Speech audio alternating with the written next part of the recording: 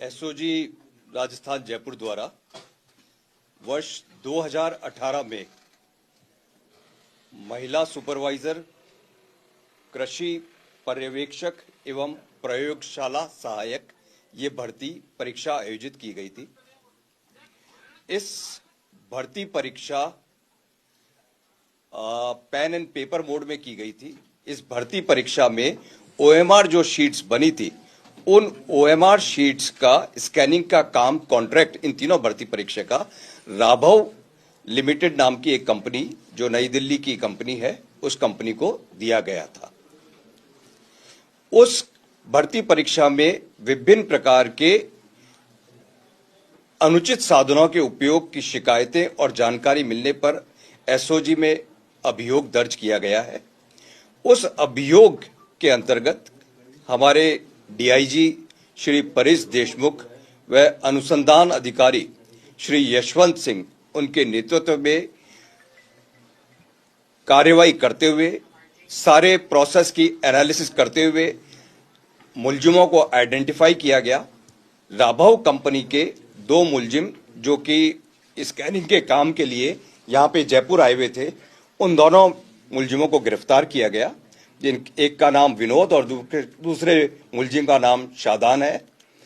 दोनों मुलजिमों की पूछताछ में हमारे पास में जो अनुसंधान टीम है वो और जो हमारे डीआईजी परेश देशमुख है, उन्होंने ये पता लगाया कि दोनों मुलजिमों ने जो पूछताछ में बताया कि इस परीक्षा में जब तक राजस्थान चयन बोर्ड है, आरएसएसबी है, उसके किसी अधिकारी का कोई इन्वॉल्वमेंट नहीं हो, तब तक यह आगे इस प्रकार का धोखाधड़ी का कार्य नहीं हो सकता था। उसके ऊपर और गहन तफ्तीश करी गई और मुलजिमों से एक हमको लिंक मिला कि एक कैंडिडेट जो है, जिसके नाम की स्लिप वहां के एक उच्च पदस्थ अधिकारी द्वारा इन स्कैनिंग टीम को दी गई थी। उस कड़ी के ऊपर आगे बढ़ते हुए एसओजी की टीम के द्वारा राजस्थान स्टाफ सिलेक्शन बोर्ड के टेक्निकल हेड संजय माथुर तथा प्रोग्रामर गंगवाल, विनोद गंगवाल को, प्रवीण गंगवाल को गिरफ्तार किया गया है। इन दोनों की जिम्मेदारी उस टाइम में ये थी कि ये दोनों ओएमआर जिस रूम में स्कैनिंग होते थे उस रूम में बैठते थे। इनका काम ये था कि जो कॉन्ट्रैक्ट प्राइवेट कंपनी को दे रखा है वो कंपनी सारे कार्य को सुचारू रूप से करे, पूर्णतया ईमानदारी के साथ करे, एकदम शुचिता के साथ में करे, जिससे कि किसी प्रकार की कोई गड़बड़ी न होने पाए। लेकिन इन्वेस्टिगेशन में यह पाया गया कि इन्हीं लोगों के द्वारा जिस प्रकार से खुद के जान पहचान के और खुद के लोगों को अनुचित मार्क्स दिलाने में सहायता करी गई, उससे प्रेरित होकर और इस कंपनी के जो लोग बाग हैं उन्होंने आगे जाके मार्केट में इस जो अनुचित साधन या किसी प्रकार से अनुचित तरीके से अनफेयर मींस यूज करके लोगों को पास कराने का एक गैंग होता है, उनसे कैंडिडेट को कॉन्ट्रैक्ट कराया। उसमें भारी मात्रा में राशि अर्जित करी और राशि अर्जित करने के बाद में लोगों के मार्क्स चेंज करवा दिए। रिगार्डिंग मार्क्स चेंज करने के प्रोसेस के बारे में अनुसंधान से यह सामने आया है कि ओएमआर शीट पे यदि किसी व्यक्ति के कम मार्क्स आ रहे हैं और उस व्यक्ति ने पेमेंट किया है, तो इन लोगों ने फोटोशॉप में जाके ओएमआर शीट में जो सर्कल करना होता है, उन सर्कलों में वहां पे ब्लैक कर दिया और उसको स्कैन में उससे नंबर बढ़ा दिए। इस प्रकार इन्होंने भारी संख्या में लोगों को नंबर्स बढ़वा के दिए हैं। जो हमने काफी सारे नंबर्स की एनालिसिस करी है और जो हमारे पास में आई है कि जिसके -6 नंबर आने चाहिए थे एक्चुअल में, उसके 259 नंबर कर दिए। जिसके 2 नंबर आने चाहिए थे उसके 206 कर दिए। इस प्रकार से करीब 38-39 लोगों के नंबरों में काफी हद तक बदलाव आया है। इस प्रकरण में कुल 5 गिरफ्तारियां हमने करी है, जो 2 तो OMR scanning company Raghav industries के हैं वो हैं, एक जो कैंडिडेट जिसके बेसिस के ऊपर हमको पता पड़ा था कि राजस्थान स्टाफ सिलेक्शन बोर्ड के उच्च पदस्थ अधिकारी जो कि इस कार्य के लिए पूर्ण रूप से जिम्मेदार थे, उनका इन्वॉल्वमेंट, और वो कैंडिडेट को हमने अरेस्ट किया है। और प्लस संजय माथुर, जो ये असिस्टेंट प्रोग्रामर कम एनालिस्ट जो हैं राजस्थान स्टाफ सिलेक्शन बोर्ड के, और प्रोग्रामर दूसरे मिस्टर गंगवार जो हैं। इसमें संजय माथुर की जिम्मेदारी दी गई थी कि वो कंप्लीट टेक्निकल तरीके से इस कार्य को करवाएं, परीक्षा का रिजल्ट यहां तक कि तैयार करवाना, सारा टेक्निकल वर्क आज तक भी संजय माथुरी ही करते आए हैं। एक और चीज इसमें उल्लेखनीय ये पाई गई कि इस प्रकार की जब गड़बड़ियों की शिकायत थी, उसके ऊपर राजस्थान स्टाफ सिलेक्शन बोर्ड ने जो जांच करी थी, उस जांच कमेटी में भी ये दोनों व्यक्ति सदस्य थे। सर, अब तक की जांच में कितने स्टूडेंट पाए गए हैं, ऐसे कितने अभ्यर्थी? अभी तक टोटल 38 अभ्यर्थी हमने पाए हैं। 38 के अभी तक क्लियर कट हम लोगों ने जानकारी ली है। और इनसे लेन-देन का क्या सामने आया सर? लेन देन के हमारे पास में 3 तरह के एविडेंसेस हैं। एक तो राघव इंडस्ट्रीज जो ये काम कर रही है, इसका स्कैनिंग का काम कर रही है, उसके थ्रू कुछ लोगों को पैसे लेके उनसे उनके रोल नंबर ले लिए गए और उनकी ओएमआर शीट में चेंज कर दिया। दूसरा ये हमारे पास में है कि विनोद और शारदान, इन्होंने अपने लेवल पे भी डायरेक्ट कैंडिडेट से कांटेक्ट करके उन कैंडिडेट्स के नंबर बढ़ाए। तीसरा, जो यहाँ के राजस्थान स्टाफ सिलेक्शन बोर्ड के जो 2 कर्मियों को हमने गिरफ्तार किया है, इन दोनों कर्मियों की इन्वॉल्वमेंट इसमें आया है कि इन्होंने भी, एक तो जो कैंडिडेट हमने अरेस्ट करी है और उसका डायरेक्ट लिंक आया है वो, और प्लस दूसरा गंगवार जिसको अरेस्ट किया है, उस गंगवार के अरेस्ट से भी हमारे पास में ये क्लियर जानकारी है। सर, अब तक कितने रुपए ये पैसे कमा चुके हैं, और लगभग एक मोटा अंदाजा माने एक प्रत्येक अभ्यर्थी से जिसके नंबर बढ़ा रहे हैं, तो कितने रुपए ये ले रहे थे? ये है क्लियर कट कि किस अभ्यर्थी से कितना लिया है, यह अभ्यर्थियों की जो गिरफ्तारी होगी अब सेकंड फेज में, उसकी उनकी गिरफ्तारी होगी, उसके बाद में यह कार्रवाई करेगी।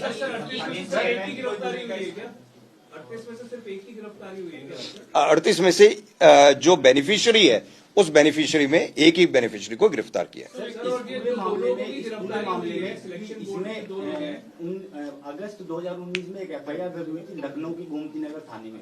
उस समय सादान खान और विनोद कुमार गोड को गिरफ्तार किया गया था। 61,50,000 रुपए उनसे गिरफ्तार पकड़े गए थे, और 18 अभ्यर्थियों के जो है दस्तावेज थे। तो उस पूरे मामले में वहां से किस तरह से आपको मदद मिली? दूसरा, आपने जनवरी माह में जो एफआईआर दर्ज की एसओजी में, उसमें 18 लोगों का जिक्र था। एक अनिल चौधरी जो पुलिस कांस्टेबल था, अनिल चौधरी, उसकी भूमिका, क्योंकि जो 18 लोग हैं उनकी गिरफ्तारी कब होगी, और विनोद कुमार, और वहां पर क्या स्टेटस चल रहा है, क्योंकि वहां पे जो कार्रवाई हुई थी लखनऊ के गोमती नगर में, उसका स्टेटस क्या है?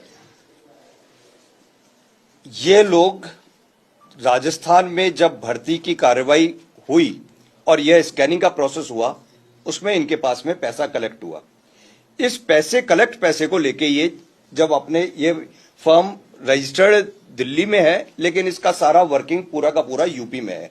ये जब वापस यूपी में जा रहे थे, लखनऊ जा रहे थे, वहां पे इनको एसटीएफ यूपी द्वारा इनको पकड़ा गया।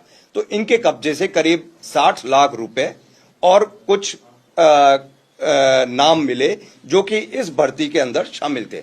लेकिन वो उन लोगों ने वहां पे जो गोमती नगर थाने में जो मुकदमा दर्ज है, उस मुकदमे में उस पैसे को जब्त कर लिया और उस जो चिट वगैरह थी उसको जब्त करके, और उनकी कार्रवाई उस स्तर पे वहीं पे ही उन्होंने कार्रवाई जारी है और अनुसंधान अभी भी प्रकरण में वो कर रहे हैं।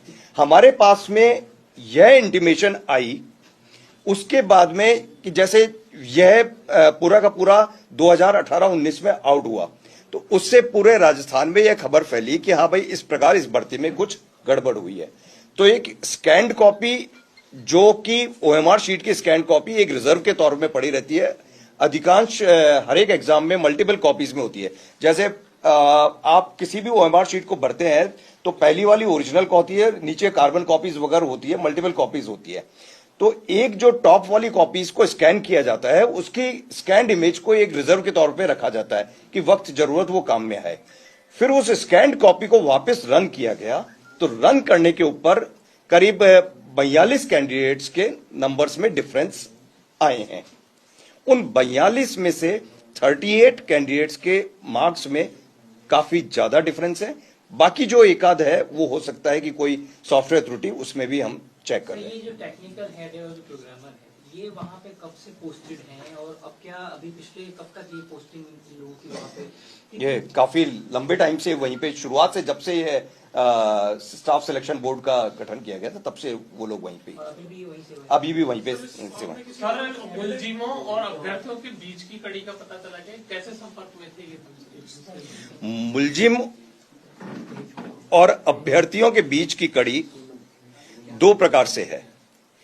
पहली कड़ी है कि ये 18 अभ्यर्थी, इनका लिंक यूपी से, यूपी के जो माफिया है जो एग्जाम में चीटिंग कराते हैं, वो डायरेक्ट कांटेक्ट कैसे कर रहे हैं, उनके थ्रू हम एनालिसिस करने में। दूसरी कड़ी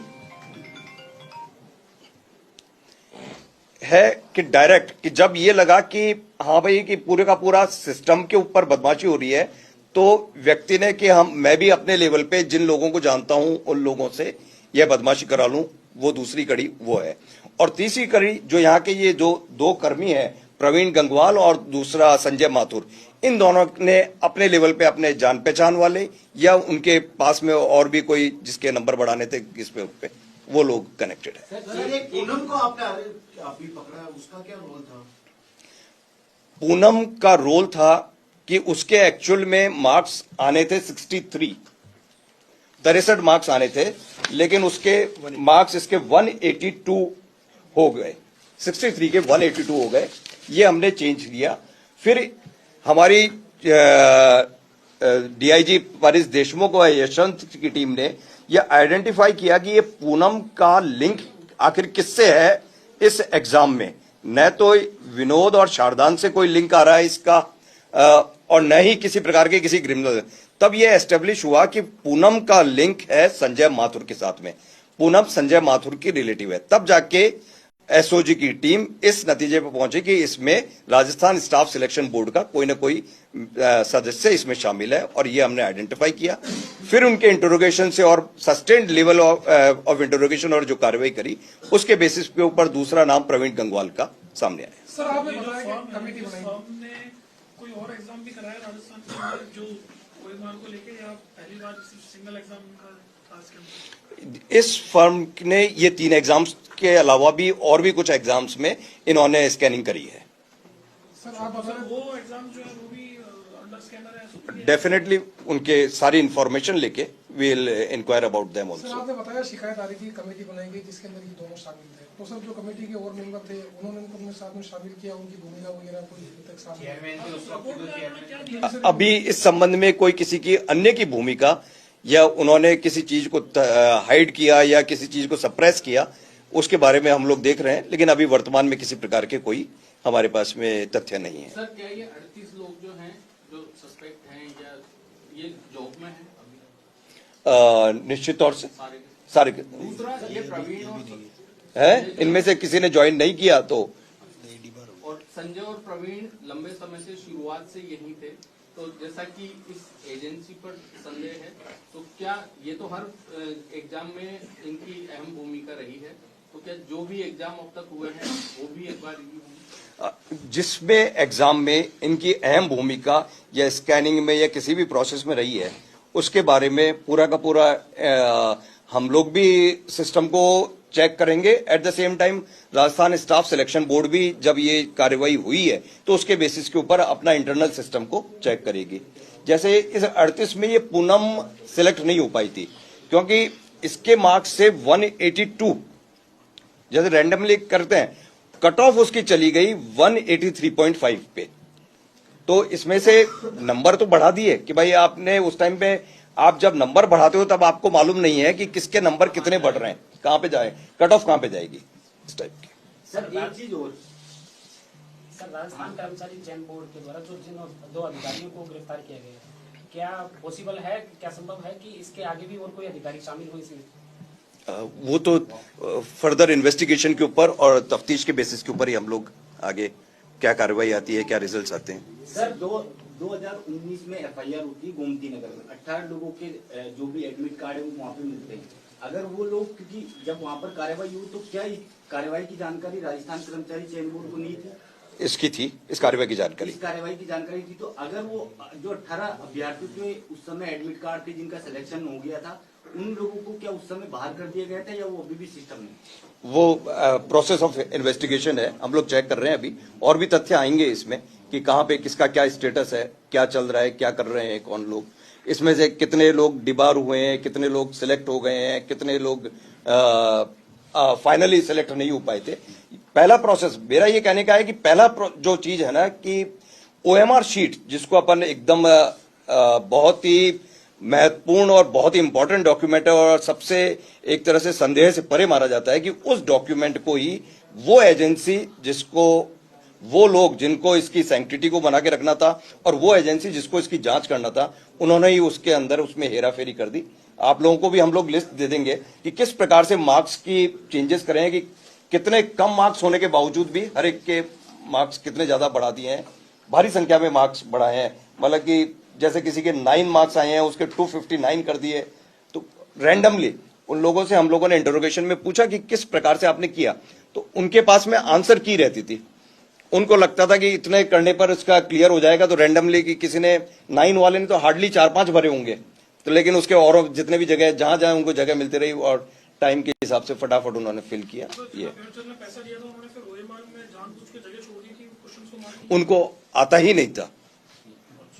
सर, पेपर लीक, सर ये जो आरएसएस ने इस फर्म को सेलेक्ट किया, ये क्या मतलब ओपन टेंडर था, ये किस बेसिस पर? ये पार्ट ऑफ इन्वेस्टिगेशन है, विल डेफिनेटली। होंगे जो अभी निकल के आए जिसमें इस फर्म का रोल रहा है राजस्थान? अभी तो ये 3 एग्जाम्स जो हमने बताए हैं कि महिला सुपरवाइजर, प्रयोगशाला सहायक एंड कृषि पर्यवेक्षक, ये 3 एग्जाम्स है। इन 3 एग्जाम्स के ऊपर हमारा रहा। सर, पेपर बारे में इन्वेस्टिगेट कर रही है क्या कि अगर पहले से उत्तर प्रदेश में ये फर्म अंडर स्कैनर थी, तो यहाँ पे इनको ये एग्जाम्स में ओएमआर शीट्स का जो मैटर है वो उसका कॉन्ट्रैक्ट दिया कैसे, किसने दिया, क्यों दिया, ये सब का इन्वेस्टिगेशन? ये फर्म तो बहुत ज्यादा अंडर स्कैनर है। एक कोई एग्जाम यूपी में हुआ था, उसमें बहुत ही व्यापक स्तर पर गड़बड़ी हुई ने की चर्चा थी, और उस एग्जाम में इस फर्म के मालिक जो हैं उनकी वाइफ वो भी सिलेक्ट हो गई थी। ये कब की बात है सर? ये यूपी, राजस्थान की नहीं है, ये उत्तर, ये 2018-19 के करीब की बात। उसके बाद इन्होंने यहाँ पे कॉन्ट्रैक्ट उसके उस टाइम में सर, एसओजी पेपर लीक प्रकरण और फर्जी डिग्री प्रकरण में काफी बहुत सराहनीय कार्य किया है एसओजी ने, परंतु सर एक सवाल पैदा यहाँ होता है कि प्रकरण संख्या 56/24 के अंतर्गत सभी मुजरिम जेल जा चुके हैं। जो मुख्य व्यक्ति है लेकिन वो अभी तक फरार है। इसमें अमृत ट्रेडिंग कंपनी के नाम से जिसका ऑनर है शेखर बंसल, वो अभी तक फरार है। सर वो किस वजह से? कौन सा है? 56/24? प्रकरण संख्या 56/24। नहीं, ऐसे प्रकरण के नंबर से नहीं, आप डिटेल्स कुछ बताएंगे तब मैं बता सकता हूँ। साबरमती यूनिवर्सिटी के डायरेक्टर हैं, साबरमती यूनिवर्सिटी का पूरा प्रकरण है सर, और एसओजी के जो इन्वेस्टिगेशन है उसमें वो अपराधी है। यदि कोई अपराधी है तो हमारी प्रोसेस चल रहा है, वो अपराधी ही रहेगा, किसी भी सूरत में बच नहीं सकता। दूसरा, हम लोगों ने जो अभी प्रेजेंट में मुहिम चलाई है कि हम जिस तरीके से मास लेवल पे जो लोग बाग यूनिवर्सिटीज वगैरह में बदमाशी कर रहे हैं, तो हम उनके मीडिएटर या जो लो लेवल के फंक्शनरीज हैं जिनका रोल मात्र एक हाथ से दूसरे हाथ और फाइनली यूनिवर्सिटी तक पहुंच के फर्जी डिग्री आने का रहता था, उन पे नहीं करके कि यूनिवर्सिटी के जो मुख्य कर्ता धर्ता हैं हम उन्हीं के ऊपर कर रहे हैं। उसी के प्रोसेस में हम लोगों ने अभी भारत सेवक समाज के जो मेन मैनेजिंग डायरेक्टर है और जो उन्होंने पूरे साउथ में एक बहुत ही यूनिवर्सिटी डिग्री और डिप्लोमास का जाल बना रखा है, उनको किया है। उनके जो चेयरमैन है उनके खिलाफ में हमने गिरफ्तारी वारंट ले रखा है। प्लस हम लोग अन्य और यूनिवर्सिटीज हैं उन पे भी रेगुलरली, मेन जो हमारे पास में इशू है कि हमारे पास में इंफॉर्मेशन